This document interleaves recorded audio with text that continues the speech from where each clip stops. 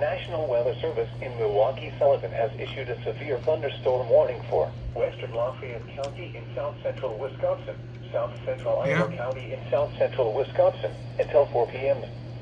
At 3:11 p.m., a severe thunderstorm was located near Cuba City, or 8 miles south of Platteville, moving northeast at 20 miles an hour.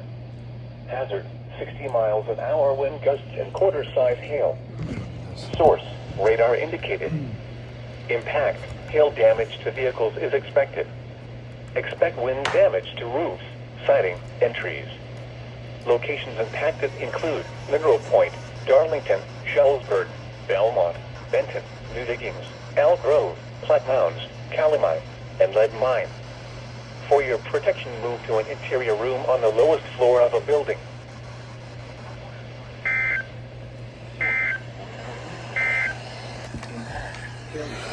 Vehicles is expected. Expect wind damage to roofs, siding, and trees.